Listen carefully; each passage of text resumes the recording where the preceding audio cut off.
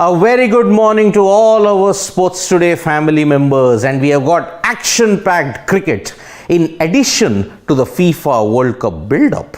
Remember, Test cricket is well and truly active all over the globe. India versus Bangladesh in Multan, Australia versus South Africa in Brisbane, and we are building up to the Pakistan versus England game in Karachi. Remember, all these series, with the exception of Pakistan versus England, are very important when you look at the ICC World Test Championships.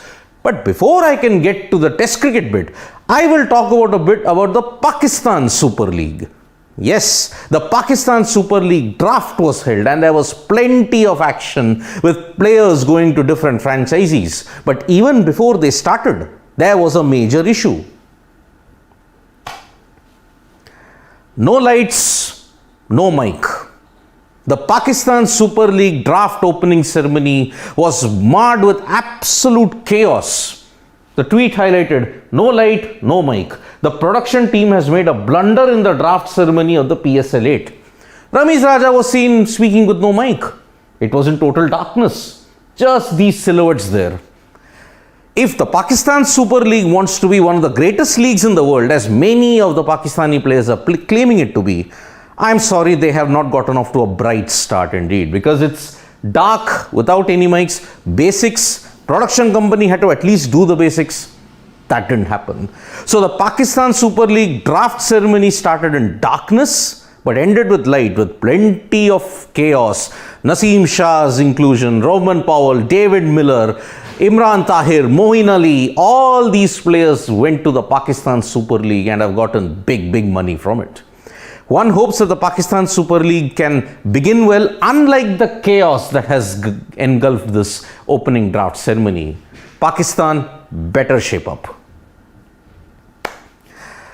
But the Pakistan versus England test will be the final test match in the career of Azhar Ali. What a servant he has been for Pakistan cricket. Ever since he made his debut in 2010, all the way now till 2022, Azhar Ali has been a great servant. Remember, he is the first Pakistan player to hit a triple century in pink ball tests. He hit 302 against the West Indies. Who can forget his exploits in Australia, where, unlike many Pakistani players, he averaged close to 50.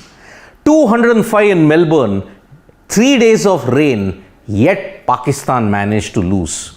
That was how Azhar Ali showed up, but not many people talk about his enterprising 100 that he hit in the darkness against Sri Lanka and Sharjah. That was vintage Azhar Ali. With his absence, Pakistan's middle order will really struggle to be held together, because throughout these 12 years, if there was one constant in that team, along with Yunus Khan and Misbah-ul Haq in that, it was Azhar Ali.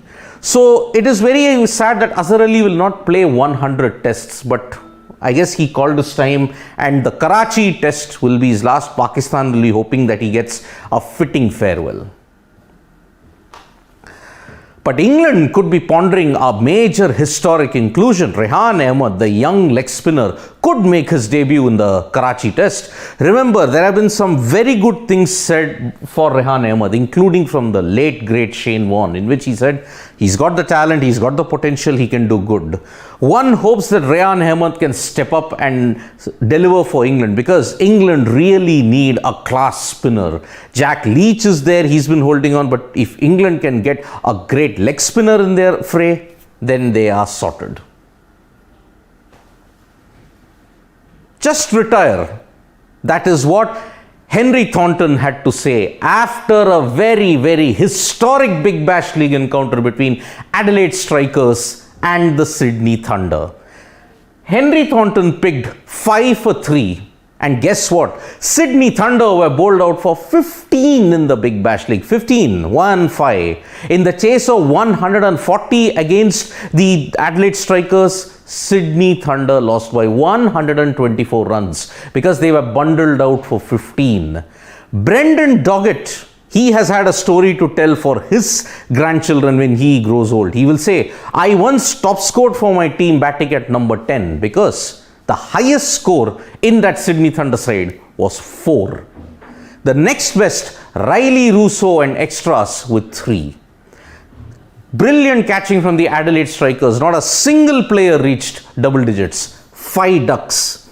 Summed up Sydney Thunder's horror. And when Henry Thornton won the man of the match in that Big Bash League encounter, he just said, maybe this is the right time to retire, because something spectacular had happened. The total of 15 is the lowest in the history of T20 cricket, beating Turkey's 21 that they achieved against the Czech Republic a couple of years ago. There was a major fanboy moment for the Zimbabwe under-19 team when they had come to Mumbai, because they finally came to Mumbai and shared a picture with Rohit Sharma. Yes, all the Zimbabwe players were very happy with the way how Rohit interacted with them, had shared some tips, because Zimbabwe are in Mumbai to prepare for the under-19 World Cup that will be held in Sri Lanka in a couple of years.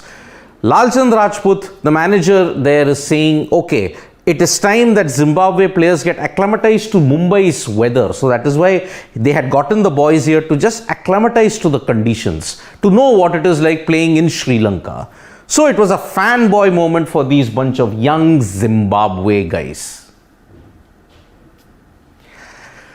Today it will be the third place playoff in the FIFA World Cup 2022 with Croatia taking on Morocco. Two darling teams that have wowed the nations and all the footballing fans with their attacking and wonderful display of football. Before the press conference, the Croatian team shared cake with the media to thank them for covering the FIFA World Cup and also for encouraging them at great times. This is why Croatia is a loved team, because they are gentlemen on the field and they are also gentlemen off the field. They appreciated the media, the support staff, the personnel with this cake, and that is why it's a great feat indeed.